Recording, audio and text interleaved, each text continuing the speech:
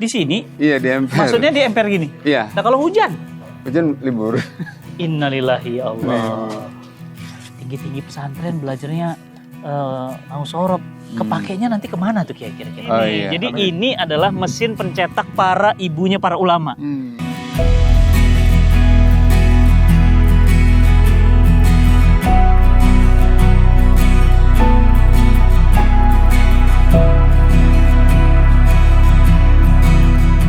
Assalamualaikum warahmatullahi wabarakatuh, teman-teman semuanya. Alhamdulillah hari ini saya berada di pesantren Al Husna di daerah Karawang, ya, Purwakarta. Alhamdulillah di sini dicetak anak-anak Indonesia dari Sabang sampai Merauke. Mereka fokus belajar Al-Quran, fokus menghafal Quran, fokus menjadi ulama. Ya, mudah-mudahan mereka Allah berikan kekuatan, kesabaran untuk menjalani proses. Sebagaimana teman-teman tahu bahwa hidup ini semuanya ada proses. Ulama-ulama besar hari ini itu adalah hasil dari proses mereka yang sekarang mereka jalani. Orang-orang hebat yang ada sekarang itu juga adalah proses dari perjalanan yang panjang. Saya pun hari ini adalah proses dari perjalanan yang panjang. Nah, pertanyaannya bagaimana kita mau menjadi sesuatu tetapi kita nggak mau jalanin proses.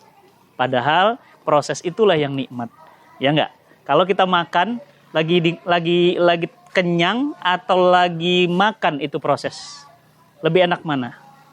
Tentu lebih enak pada saat proses makannya. Betul nggak? Kalau sampai perut sama aja, mau ayam mau daging sama ya. Kalau main bola, enaknya lagi ngapain? Lagi proses golnya kan? Bukan dari saat golnya, tapi proses golnya. Betul nggak? Semua itu proses. Proses itu indah. Maka teman-teman semuanya, ayo kita bangun pesantren Al Husna ini dari harta infak kita, sedekah kita, zakat kita, gunakan untuk pembangunan pesantren Al Husna karena di sini akan dicetak tunas-tunas ulama dari seluruh Indonesia, terutama di bulan yang penuh berkah, bulan Ramadan. Rekeningnya ada di bawah ini, klik link deskripsi di bawah ini, teman-teman insya Allah bisa membantu wakaf untuk pengadaan Quran, pengadaan sajadah, sarung, dan yang lainnya untuk santri-santri yang ada di sini. Dan syukur-syukur teman-teman bisa ikut menjadi donatur di pesantren Al Husna Karawang ya.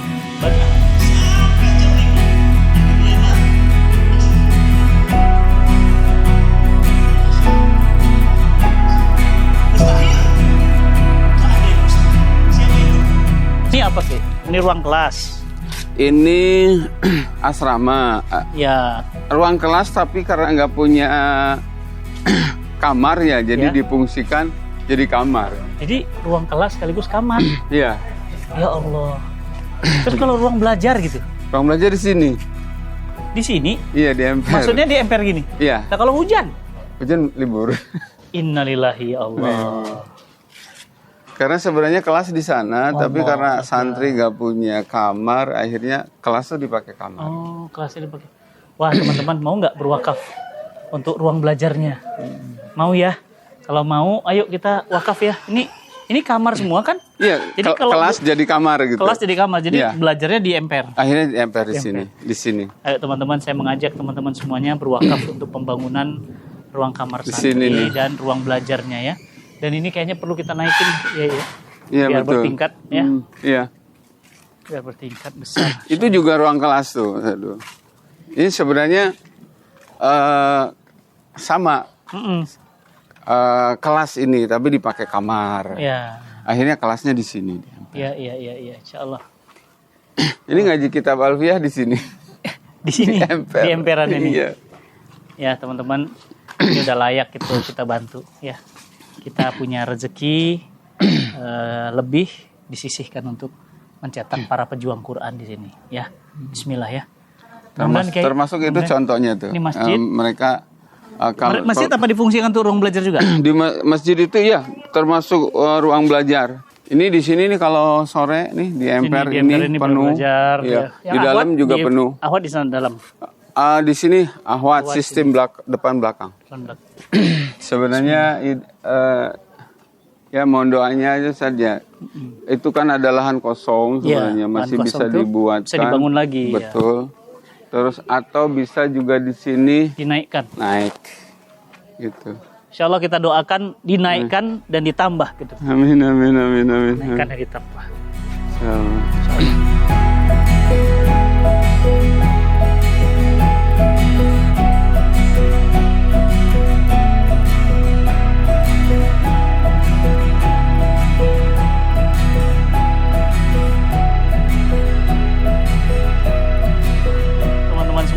alhamdulillah tadi kita di pesantren Al-Husna 1 dan sekarang alhamdulillah jarak sekitar tadi 20 menit lah ya, kita sekarang sudah di pesantren Al-Husna 2 dan sekarang sudah bersama Kiai Zain. Masya Allah, beliau pendiri sekaligus juga mudabbirnya semua ya, pengaturnya ya semua untuk mudir ya Ustaz ya, mudir untuk semua pengatur urusan pesantren.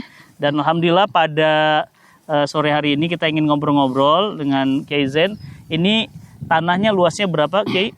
3.000 kurang sedikit. 3.000 kurang sedikit. Jadi rencana ini dibangun pesantren Al-Husna 2. Betul. Ini untuk putri atau? Untuk putri. Putri. Kenapa nggak di yang satu tadi? Putra di sana. Putra di sana, fokus putra. Betul. Terus putri di sini karena nanti ke depan ini kan perlu masjid. Oh. Nah, ketika ini dia bangun masjid, sementara di sini ada masjid dekat. Iya. Masjidnya maksudnya untuk akhwat. Oh. Jadi pesantren putri yang ada di sini. Iya. Santrinya usia berapa?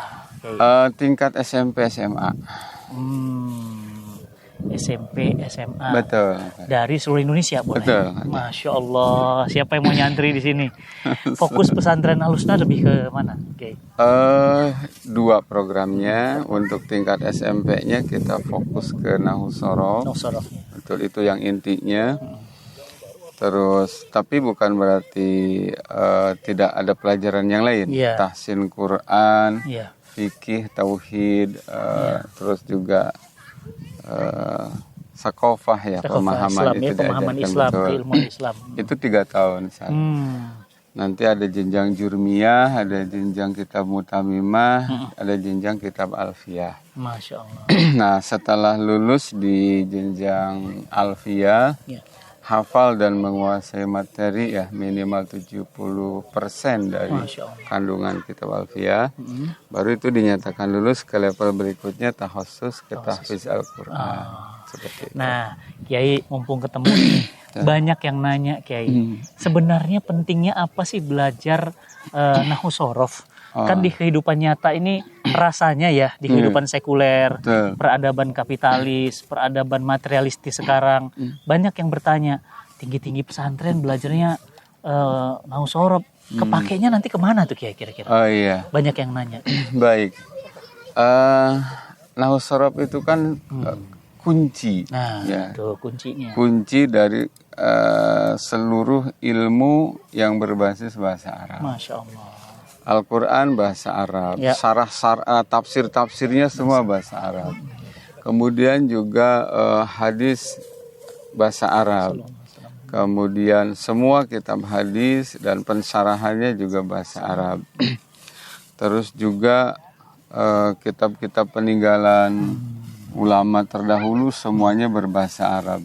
Jadi kami punya keyakinan ketika umat Islam ini kuat di basic bahasa Arabnya, yang betul-betul asasi ya, yang betul-betul dengan kaidah yang sudah dibangun para ulama terdahulu, nanti mereka akan bisa masuk mendalami semua bidang ilmu. Itu yang saya katakan Nahwu Shorof adalah kunci. Sebaliknya salah satu penyebab ya di mana umat Islam hari ini terpuruk juga itu salah satunya adalah karena umat Islam dijauhkan dengan bahasa Arab, dengan bahasa Arab, jauh dari bahasa Arab. Nah, ada yang menarik Ustaz, antara bahasa Arab yang diajarkan di pesantren itu yang saya rasakan dan saya temukan juga berbeda dengan bahasa Arab yang misalnya orang untuk jadi tenaga kerja ke luar negeri di daerah Timur Tengah. Jadi TKI. Iya betul, itu berapa bulan kursus bisa. Paseh memang nanti dalam obrolannya. Tetapi ketika disodorkan kitab-kitab ulama, tafsir nggak bisa. Nggak akan bisa ngebuka. Betul. Dan bisa dibuka dengan Nahwu Shorof. Itu. Jadi teman-teman tahu ya, Tadi pertanyaan antum sudah saya tanyakan ke Kiai. Ternyata ibarat kedung, di dalamnya ada harta karun. Betul. Kita cuma bisa ngelihat keindahannya dari luar. Ya. Pingin Betul. mendapatkannya, pingin memilikinya, tapi nggak bisa masuk. Kenapa? Karena kuncinya nggak ada. Mau dirampok, dindingnya tebal, nggak bisa. Jadi kalau bisa didapatkan di dalam, kuncinya nahu sorof. Betul. Karena tata bahasa Arab itu, apalagi Quran, berbahasa Arab, Arabnya Arab asli, Arab fusah. Nah, bagaimana kita bisa mengakses Quran? Betul. Memahami perintah dan larangan Allah. Bagaimana bisa memahami hadis? Ternyata Kiai tadi menjelaskan bahwa nggak paham nahu sorof. Nah, berarti ketika kita paham nahu sorof, kita bisa mengaksesnya ya. Semua bisa Masya diakses. Allah. Dan salah satu yang nanti jadi fokus di sini, kenapa tidak ke tahfiz Quran dulu gitu? Iya, gitu. Pertimbangannya seperti ini. Ketika kaidah-kaidahnya sudah dihafalkan dan itu perlu waktu yang khusus, perlu pemikiran yang khusus ya. Tidak bisa dengan sistem praktis sekian bulan dikuasai, nggak bisa. Itu nanti udah matang banget nahu sorobnya. Mereka kan berikutnya harus takhusus ngapalin Al-Quran. Sehingga nahu sorob ini tidak lagi diajarkan selama takhusus di Al-Quran. Paling sekedar ngemurojaah aja kitab-kitab yang jadi hafalan. Tapi pendalaman sudah di cancel dulu. Nah, sampai kemudian Al-Quran selesai, baru dihidupkan lagi semuanya. Nah, ini satu alasannya. Kalau Al-Quran dulu, baru ke nahu sorob, menurut kami ya. Nanti khawatir Quran terlupakan gara-gara ada di fase kedua takhusus ke nahu sorobnya. Kalau lupa Al-Quran kan dosa. Sementara kalau lupa nahu sorob kan tidak. Itu satu. Terus yang kedua juga untuk menghafal ke Al-Quran itu jauh lebih mudah buat mereka yang sudah menguasai nahu sorob. Lebih mudah malah. Jauh banget.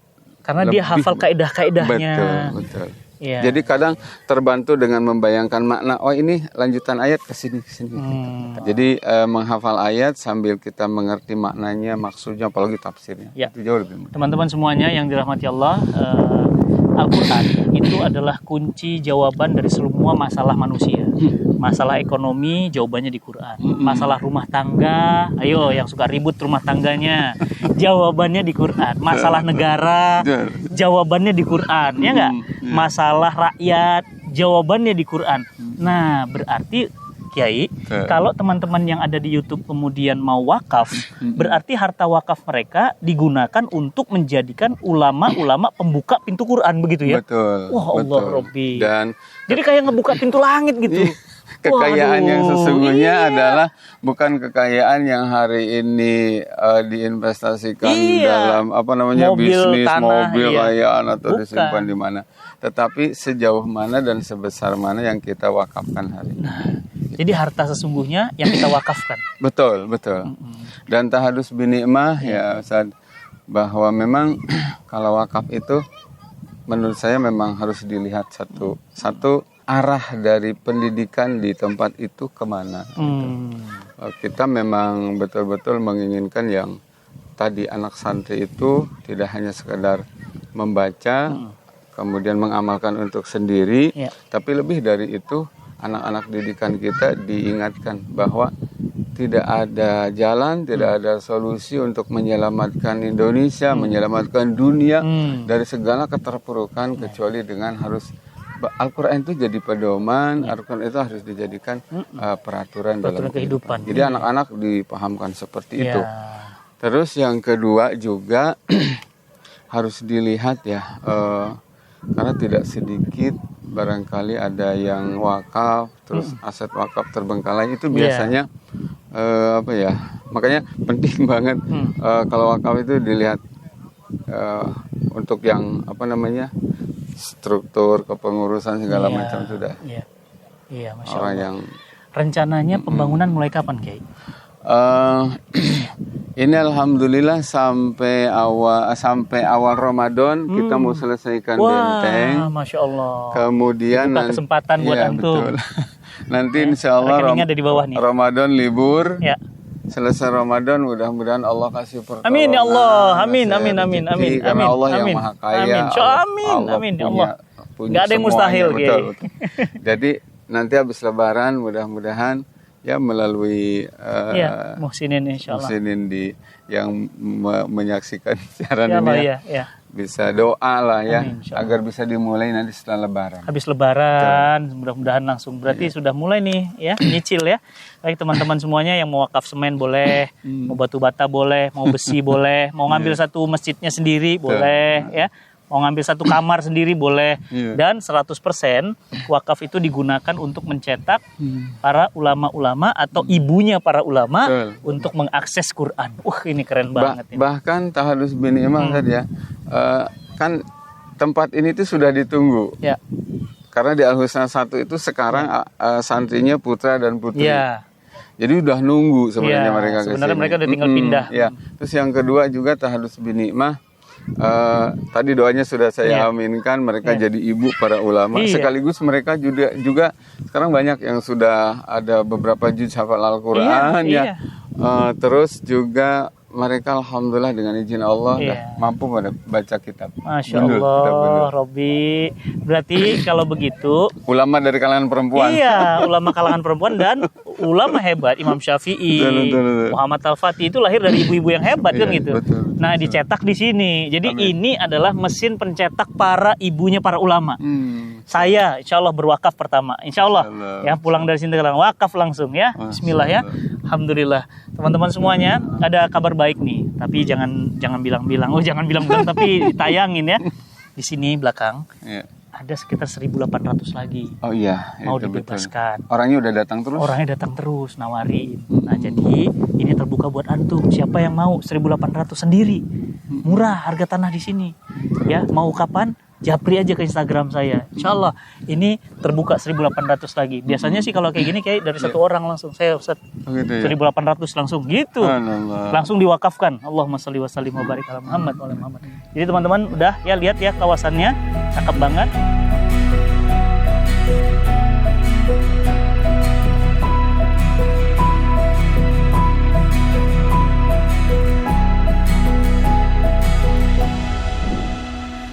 Alhamdulillah teman-teman semuanya udah ngeliat tadi ya.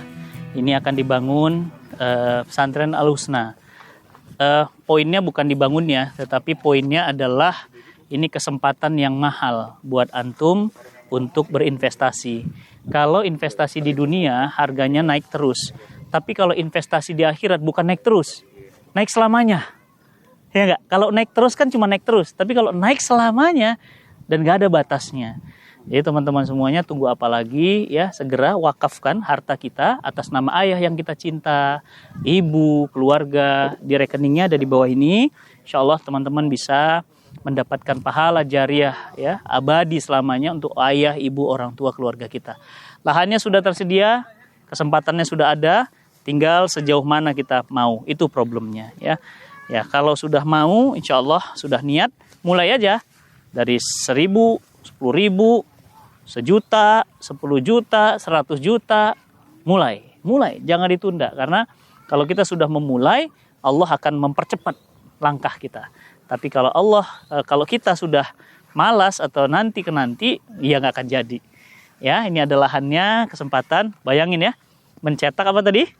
Ibu-ibu para ulama dari rahim-rahim santri-santri perempuan atau santri akhwat tadi, insya Allah akan lahir wanita-wanita ikhwan akhwat, akan lahir para pejuang penerus, para pejuang Islam yang terpercaya. Teman-teman yang dirahmati Allah, kawasan ini cukup enak ya, teduh, kemudian tidak ada berisik ya, dan cocok sekali untuk jadi rumah tahfiz ya. Saya sih sangat merekomendasikan ya di sini. Jadi kita insya Allah akan melanjutkan perjalanan ke pesantren yang lainnya. Seperti apa kita lihat nanti. Bagi yang ingin nyantri di sini bisa cari pesantren Al-Husna Cikampek ya, Al-Husna Cikampek. Insya Allah teman-teman bisa mendapatkan informasi yang lebih detail. Walaupun minkum, assalamualaikum warahmatullahi wabarakatuh.